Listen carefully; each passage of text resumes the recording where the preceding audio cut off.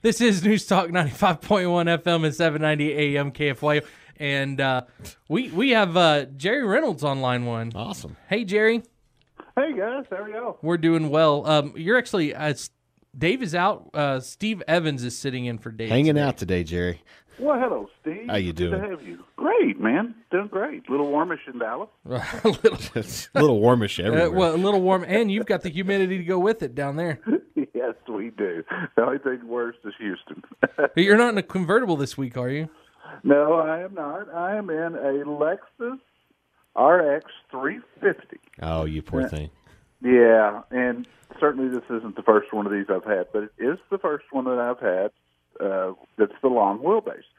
So after all these years, I mean, the Lexus RX came out in the United States in 1998, so 20 years ago, and this is the first time it's ever had a third row seat available. So I'm testing it this week to see what it's all about. They lengthened it, but they didn't change the wheelbase. So it drives just like the regular RX 350, but now it's got a, I'm going to call it a questionable third row seat. It's Lexus says it'll hold 7 people, but the 2 of them better be children. Can they be realistic and just say it'll hold 4 adults and 3 children? Yeah, well, and that's the problem with this one. They lengthened the vehicle for a little over 4 inches.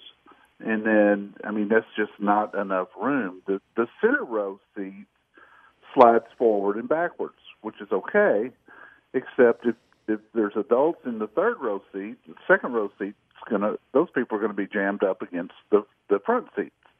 And then the opposite occurs. If you slide the center seats back, then it leaves 0 room for the occupants of the third row. So, you know, this one's got a bench second seat. You can get captain's chairs, but really it's a 5-adult, 2-child vehicle. But it's nice.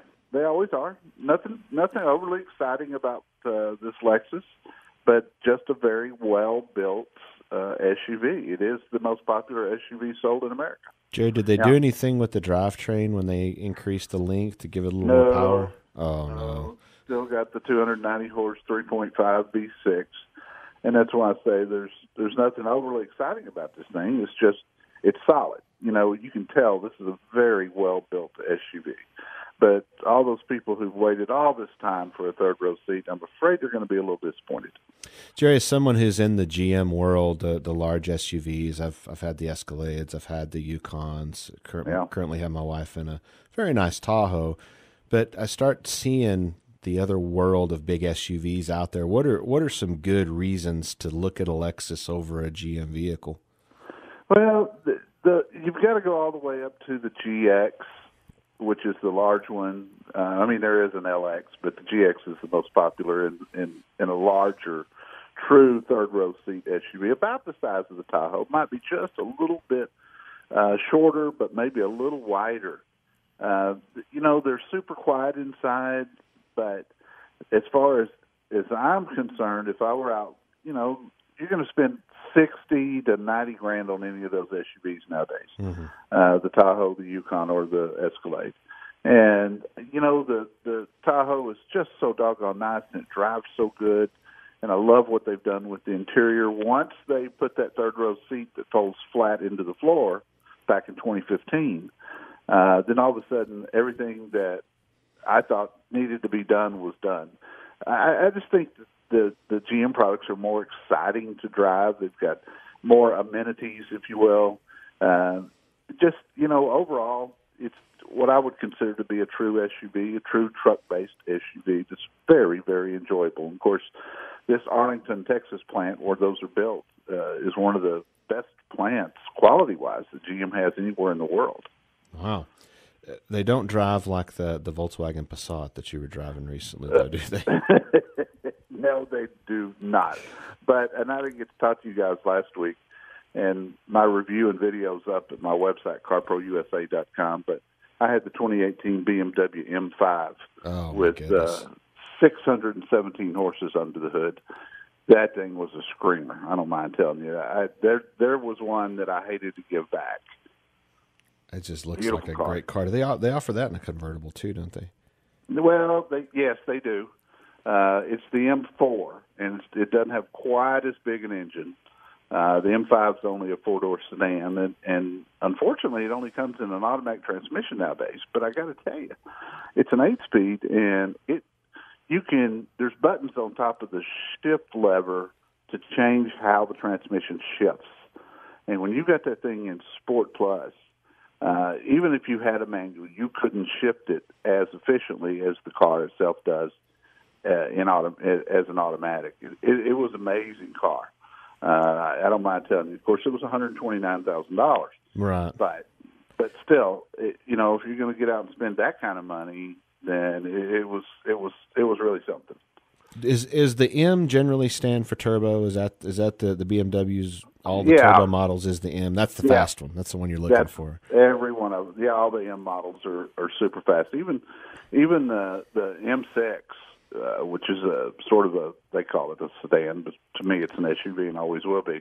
Even the M6 is super fast. It's up over 500 horses. Oh, I've driven one. I got to drive one time. It's really a lot of fun. It really is. One last thing, because I know you guys are getting short on time. Also at my website, carprousa.com, we've got information on a massive recall that just happened with Fiat Chrysler, and it kind of covers Dodge, Chrysler, Jeep, and Ram. And it's kind of a scary one. It's almost 5 million vehicles involved, and it has to do with cruise control that will not deactivate.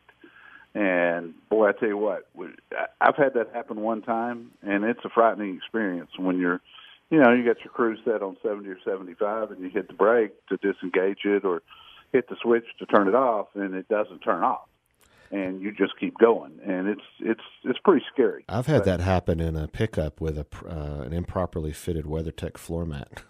Yeah, that will do it. It is very scary. Yes, it is.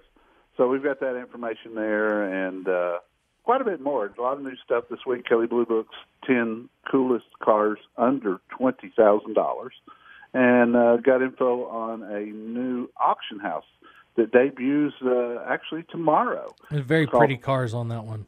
Yeah, they do.